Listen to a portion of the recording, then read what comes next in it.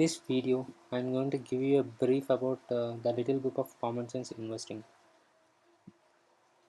This is a video for people who don't have time to read this whole book, which has an audio duration of 6 hours.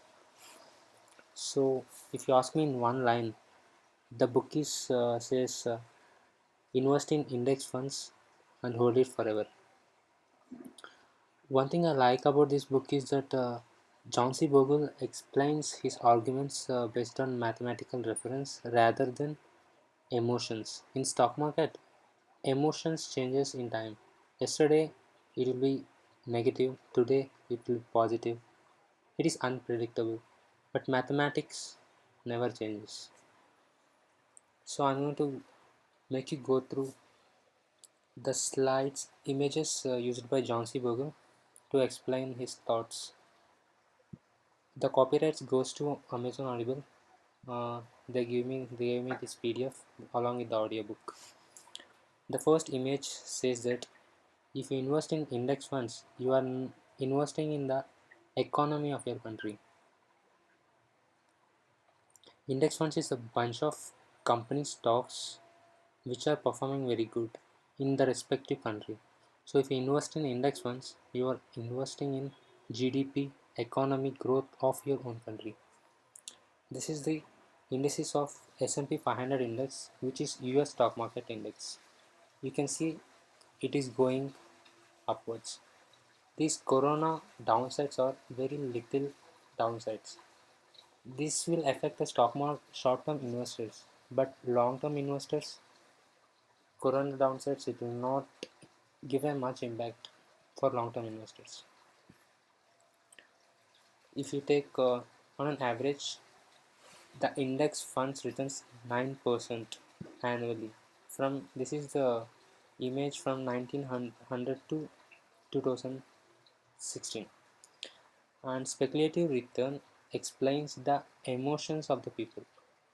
One year it is negative, another year it is positive, which says that if one year people's emotions are negative, next year they have changed their mind. So every time when people say stock market is going to be down, next year it's completely wrong. You can see one year negative, one year positive. So speculative return depends on emotions of the people, but investment return depends on the companies who is in the indexes, the performance of those companies. John C. Bogle says that investing in mutual funds or equity funds is both a bad idea, which is because investing in mutual funds there will be costs incurred. For equity funds goes the same, but index funds the cost incurred is very less. Risk is also very less. I'm going to tell you how. This is a bunch of stocks listed in S&P 500 index of US stock market, which are somewhat performing very good. I can say Facebook, Amazon, Apple. This is the trend for S&P 500 index. You can see it is going upward here. So this image, exhibit 4.1. You can see mutual funds says that we are having 2% 2% of brokerage, 2% of commission or 1% of commission, but you can see without commission before the cost it is $2,94,000, but after the cost you are getting $1,14,000. 1%, 2% costs are having this much impact on your returns.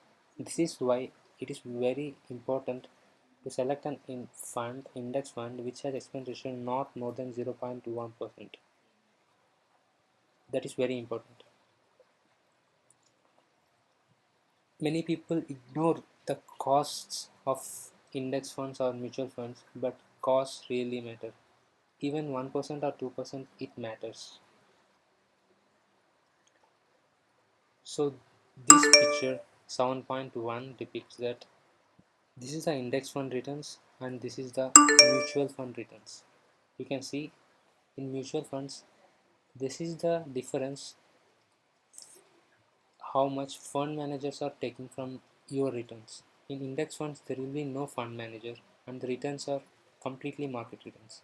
But in mutual funds, fund managers are taking more costs, saying that they are managing, they are giving more returns for you, but in real, it is not the case.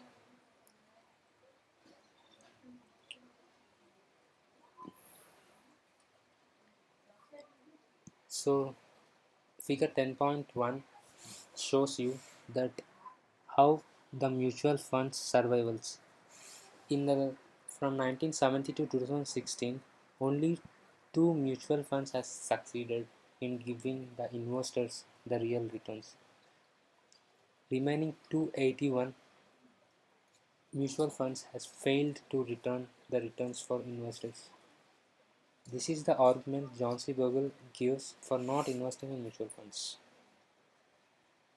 This is the only mutual fund that have gave investors the good returns for mostly along to half of the decades, half of the generation, and right now it is not yielding much returns. This figure explains why investing in index funds, why the successfulness of index fund is very rare. In long term, if you take 50 years, the winning probability of a mutual fund is 2%, which is very less. 2% is very less if you ask me. And this is all about this book. Concluding, invest in index funds and hold it forever. Investing in equity funds for only for short-term traders, which you cannot expect much returns compared to index funds. Investing in mutual funds, you are just giving money to fund managers, and you are not investing. You should not expect much from that. And thank you for watching this video.